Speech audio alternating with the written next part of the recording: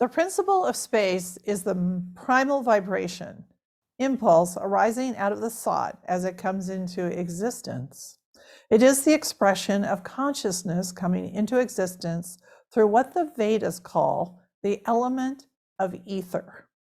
It is the sound of Om or Om. They name it the sound of Brahman. In the Christian tradition, it is the first sound of God speaking. One can hear this in deep meditative silence and inwardness. The Vedas call the Brahman, but it eludes all descriptions. Rather, it is the context, the container that holds, allowing for all existence to arise. Keep reading. Yeah. At a practical level, space is the location of all locations. It is the canvas on which existence paints itself. It is the screen that allows these words to show up.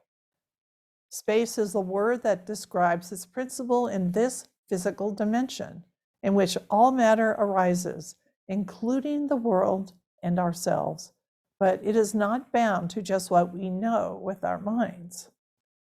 Location is the subjective expression of this principle. Our body is the place, the field where Dharma is worked out, where the original intent can fulfill its purpose. Our physical body and its systems, vital mind, intellect, and ego, is the location where the thought can come into existence.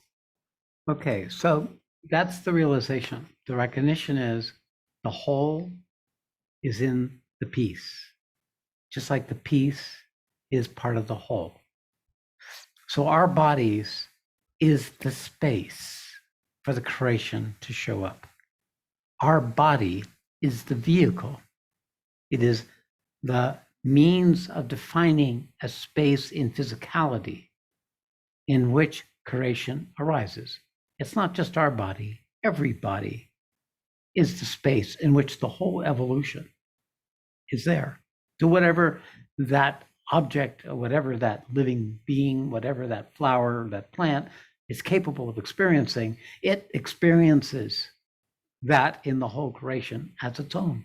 Its hunger, its thirst, its pains of death, its aging, its rebirth, its regeneration. It is a piece of the whole. So everything you need to know is here with you now in your body. Everything there is to know, experience, to understand is here with you in your body. These words I'm speaking, the energy you're feeling, the fact of that is you happening, is happening to every one of you, is happening in all of us here right now, is the evidence of the immediacy I speak of. This moment of now is it. Here in you, no place else. You don't have to be worried about any place else because it's there in you, and you is everywhere.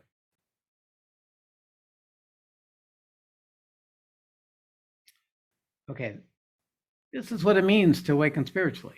You may not have the languaging, you may not have this understanding, you may not know the context, but we're now in the time where we need to know. We need to bring in our mind, we bring in our intellect, we need to bring in our individual organization of our capacity for action so that we can begin to speak from the truth of what is speaking, from the purpose of that which is the purpose, are all purposes.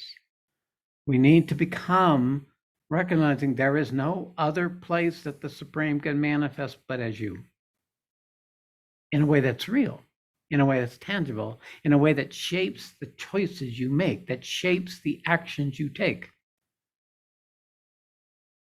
the possibilities you sense. See, then you become the purpose, then you become the Dharma, and then you infuse the world with those qualities. Okay, so the next time principle that we're going to address is time. Okay. You're not going to survive this, by the way. We're going to get through all four no matter what. And then we'll give you lunch to recover. All right. Time. Time is at its core change. It holds the movement of the evolutionary purpose, past, present, to future. Yeah, Look at him. He's all, "Ew," so simple, so but apparent. not. Yeah, but not. The thing that we need to say is like the creation, time is always changing. Right? Right? But then we just lost that. If you come to a state of consciousness, that's just how life is. Is this, oh this, oh this, oh this. So multiple minutes, seconds, or option of now. So the only thing that keeps track is mind. It's the only thing that keeps track. Oh, this is different from that. And based on this, maybe this yet to happen. But it only happens here, in this, now. So Now.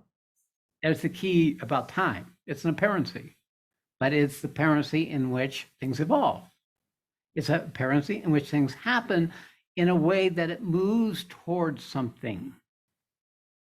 So there is a relevancy. Nothing can evolve that's outside of time because it's only now. It's only in time that change occurs. Only in time that it is in this apparency that it can happen. So when you come to that absolute quality of now, of course, there is no time.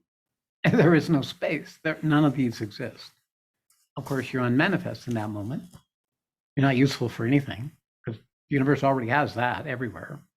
So it doesn't need you to be that. The fact that you get to experience that, that's great for you, but it's not even relevant for you unless you know how to bring it back into your mind, into your life. So really time is relevant. It is matter, just like we matter, each individually mattering. This mattering is what matter is all about. It's like the infinite, all-pervading everywhere is nothing unless there's something else. And if there's something else, then it matters.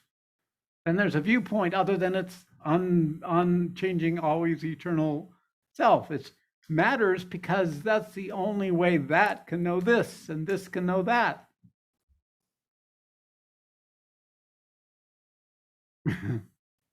So I call that a self-evident truth.